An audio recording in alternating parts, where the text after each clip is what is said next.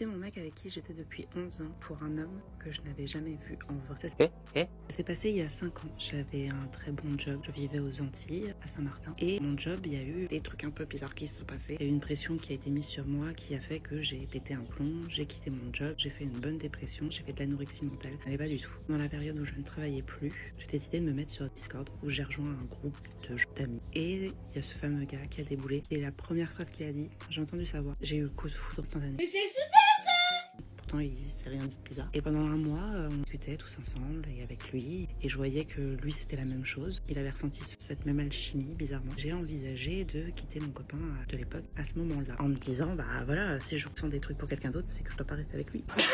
J'en ai parlé du coup avec mon ex, qui m'a dit, non mais t'es complètement folle, tu vas pas gâcher une relation de 11 ans pour une personne que tu connais pas. Je me suis dit, il a raison. Bah ouais, logique. Je vais pas faire ça. Donc j'ai coupé les ponts. On est parti en vacances aux États-Unis ensemble et tout pour essayer de recréer ce que je pensais qu'on avait perdu. Non, rien n'y a fait. Sauf qu'en rentrant de vacances, il y a eu le Covid.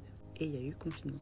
Je me suis retrouvée bloquée pendant quelques mois du coup aux Antilles, le temps qu'ils rouvrent les frontières. Pendant cette période, impossible d'oublier l'autre. Au mois de juin, quand ils ont commencé à parler de rouvrir les frontières, j'ai repris contact avec l'autre qui a été dans la même situation que moi, à pas pouvoir faire autre chose. Et je me suis dit, bah, le moment, faut que je parte. J'ai pris le premier vol et je suis retournée en métropole. Sauf qu'à mon départ, mon ex m'a dit non, mais on ne se quitte pas, on fait un break. Je m'attends, j'arrive dans un mois. Donc moi, j'ai été gentille pendant un mois. Je suis restée dans mon domicile, je n'ai rien fait, je n'ai pas rencontré cette personne. Jusqu'à la veille de son départ des Antilles, là, je sais pas, ça faisait 2 bonnes semaines que je le trouvais vraiment étrange, mon ex. J'ai forcé à me dire en lui disant écoute, je te connais depuis le temps quand même, faudrait peut-être me dire ce qui se passe. Il m'a expliqué que le lendemain de mon départ, il a été voir sa collègue, il lui a proposé un date. Ça faisait un mois qu'il savait sa collègue. L'arroseur a arrosé quelque part. Je lui ai dit bah écoute, c'est fini quoi. D'autant plus que moi j'avais bien constaté, on s'entendait bien, mais parce qu'en fait on était colocs, c'était habitué à vivre ensemble, on s'entendait bien quoi, mais ça n'allait pas plus loin, non. Et du coup, j'ai rencontré ce mec qui vivait à 600 bornes de moi. Ça a été une alchimie de fou. Un jour, on a décidé que c'était le moment de passer à l'étape.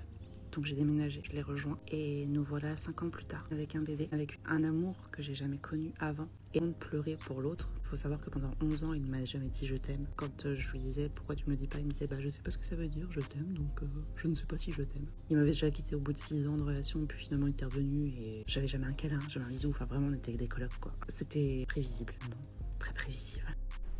Je sais pas comment vous faites pour être derrière votre téléphone et écrire en toute tranquillité. Ouais, moi ça me dérange pas d'être un homme princesse.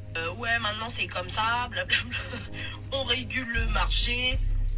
Quel marché, frère? Quel marché? Y a plus de meufs que de mecs. Tu régules quoi? Je vais répondre à ta deuxième intervention d'abord. Ouais, on régule le marché. Ouais, frère. Parce que c'est la RDH, parce que c'est la remontada des hommes en 2025, et que tu le veuilles ou non, nous sommes en pleine régulation du marché. Et donc tu as dit quelque chose de très intéressant dans ta vidéo. Il y a plus de femmes que d'hommes. Donc la réponse est dans ta question. S'il y a plus de femmes que d'hommes, c'est à vous de courir après les hommes, parce qu'ils se font rares. C'est à vous de vous battre pour les hommes, parce qu'ils se font rares.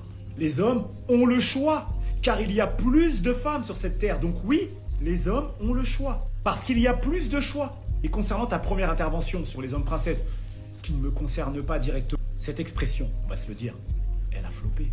Déjà entre vous, mesdames, vous n'êtes pas d'accord sur la signification d'un homme princesse. Nous les hommes, ce qu'on a compris derrière votre expression homme princesse, c'est que si un homme n'est pas d'accord avec vous sur les modalités de couple, c'est un homme princesse. C'est tout.